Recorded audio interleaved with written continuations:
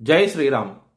2022 నుంచి 2024 జూలై వరకు మొత్తం 11 ప్రెడిక్షన్స్ అనేవి ప్రూవెన్ అయ్యాయి. మరియు నా వాట్సాప్ గ్రూప్ లింక్ కూడా ఇచ్చాను క్రింద డిస్క్రిప్షన్లో. ఇది నిజమా కాదా అనుకుంటే కనుక ఈ 11 ప్రెడిక్షన్స్ అనేవి కింద డిస్క్రిప్షన్లో ఉంటాయి.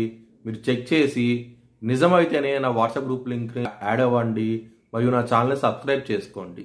మీనరాశికి అధిపతి గురువు. మీనరాశిలో పూర్వాభాద్ర 4వ పాదం, రేవతి 4 పాదాలు, ఉత్తరాభాద్ర 4 పాదాలు ఉంటాయి.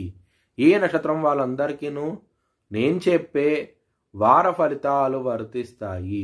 ఈ వారంలో లగ్నాధిపతి అయిన గురువు మీకు 3వ స్థానంలో ఉన్నారు.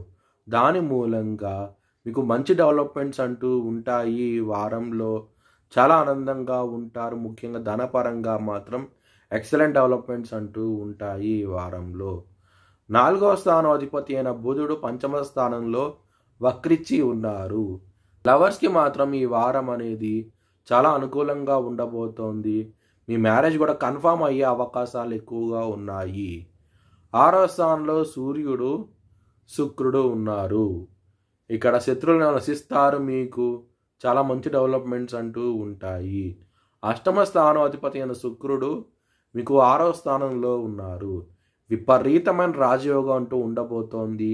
ఈ వారంలో చాలా ఆనందంగా ఉంటారు. కెరియర్ పరంగా మాత్రం ఈ వారం అనేది అంత అనుకూలంగా లేదు. మీకు ఇబ్బంది పడే అవకాశాలు ఎక్కువగా ఉన్నాయి. 12వ స్థానంలో శని ఉన్నారు. ఆరోగ్యపరంగా మాత్రం ఇబ్బంది పడే అవకాశం ఎక్కువగా ఉన్నది. హనుమాన్ చాలీసా పారాయణం చేయండి. మంచి డెవలప్మెంట్స్ అంటూ ఉంటాయి. ఎవరైనా సరే విదేశాలకు వెళ్ళి సెటిల్ అవ్వాలనుకుంటే కనుక ఈ వారం అనేది అంత అనుకూలంగా లేదు. మీకు ఇబ్బంది పడే అవకాశం ఎక్కువగా ఉన్నది. మీ భవిష్యత్ వివరాల కోసమై హెచ్ఎల్ఎన్ జ్యోతిష్యాలయాన్ని సంప్రదించండి.